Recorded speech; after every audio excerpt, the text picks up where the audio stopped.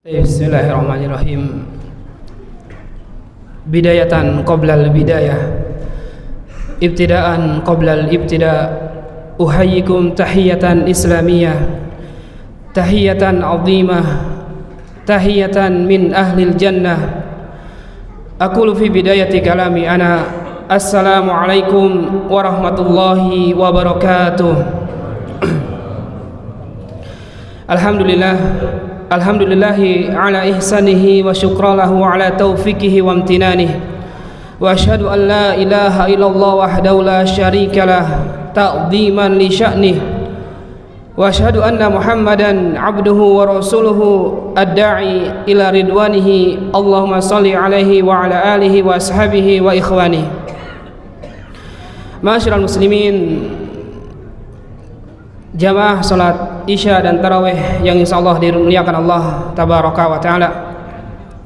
Alhamdulillah, selalu kita ucapkan kalimat yang mulia ini kepada zat yang mulia pula, Allah yang maha besar, yang maha adil, yang maha tinggi, Allah yang maha segalanya, Allah yang tidak beranak dan tidak diperanakan, Allah yang telah menciptakan semua yang di langit, semua yang di bumi, dan semua yang di kedalaman lautan, terlihat atau tidak terlihat oleh kasat mata manusia.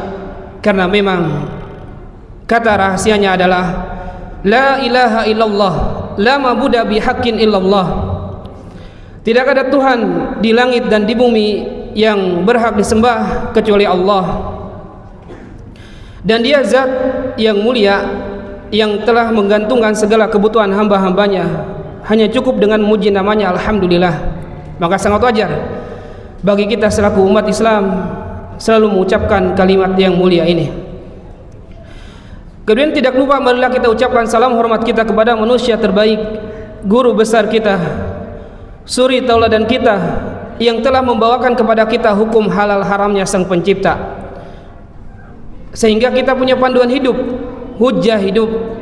Dan karenanya lah risalah langit ditutup, serta Sang Pencipta Allah tabaraka wa ta'ala dan para malaikatnya memberikan salam hormat kepada manusia terbaik ini, dan dijadikan ibadah bagi orang-orang yang beriman, orang-orang yang senantiasa mengucapkan salawat dan tasrif kepada Nabiullah Muhammad sallallahu alaihi wasallam.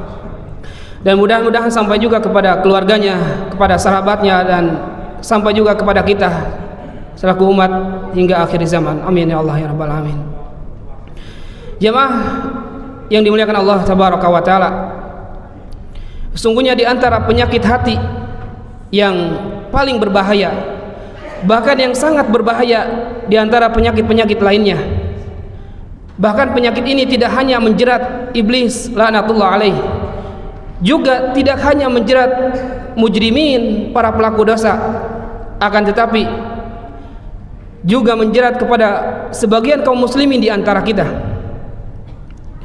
Penyakit yang sangat kronis ini adalah penyakit kesombongan, yang mana kesombongan ini dapat menghancurkan semua amal ibadah seseorang. Oleh karenanya Nabi SAW mengatakan, la yadkhulul jannah man kana fi qalbihi mithqalu dzarratin min kibr. Sesungguhnya tidak akan masuk surga seseorang yang dalam hatinya terdapat kesombongan, walaupun hanya sebesar dzarrah. Jamaah sidang Jumat, jamaah salat tarawih yang insyaallah dimuliakan Allah tabaraka wa taala. Sesungguhnya jika terdapat kesombongan di antara kita, di dalam hati kita, maka itu akan menjadi sebab seseorang susahnya masuk ke dalam surga, walaupun hanya sebesar dzarrah. Dan dzarrah di dalam bahasa Arab bisa diartikan dalam beberapa makna. Di antara makna dzarrah adalah yaitu seekor semut kecil yang tatkala kita letakkan di atas sebuah timbangan, maka hampir-hampir tidak terhitung beratnya, hampir-hampir tidak ada beratnya. Maka itulah makna dzarrah kata para ulama.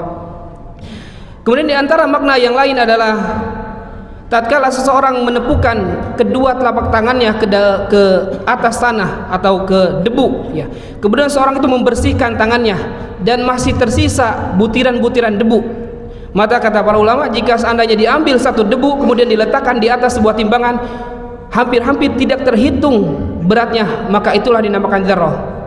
Kemudian di antara makna lain adalah jika seorang di antara kita di pagi hari membuka jendela atau pintu, kemudian masuklah cahaya ke dalam pintu itu dan terlihat partikel-partikel kecil, maka kata para ulama, satu butir partikel itulah dzarrah.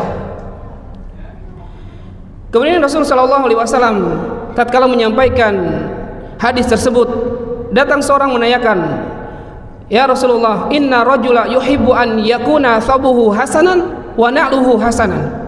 Wahai Rasulullah, sungguhnya seorang laki-laki menyukai pakaiannya yang indah dan sendalnya indah. Apakah itu termasuk kesombongan? Kemudian Rasul sallallahu alaihi wasallam menjawab, "Innallaha jamilun yuhibbul jamal." Sesungguhnya Allah tabaraka wa taala itu maha indah dan menyukai keindahan. Walakinal kibar batarul haq wa ghamtun nas. Akan tetapi kesombongan adalah menolak kebenaran dan merendahkan manusia, merendahkan orang lain. Maka jemaah yang dirahmati Allah Subhanahu wa taala, maka jika seandainya terdapat dalam diri kita sifat-sifat sombong walaupun hanya sebesar dzarrah, maka segeralah kita memohon ampunan kepada Allah tabaraka wa taala, karena kita tidak tahu makna yang sombong yang kita maknai apakah ada atau tidak dalam diri kita. Oleh karenanya semoga Allah tabaraka wa taala menghindarkan diri kita semua dari sifat sombong ini yang dapat menghancurkan para pelakunya ke jurang api neraka jahanam. Mungkin cukup sekian kultum yang singkat ini, semoga bermanfaat. Wabillahi taufiq wal hidayah. Subhanakallahumma wa bihamdik astaghfiruka subhanakallahumma wa bihamdik wa subhanakallahumma. Assalamualaikum warahmatullahi wabarakatuh.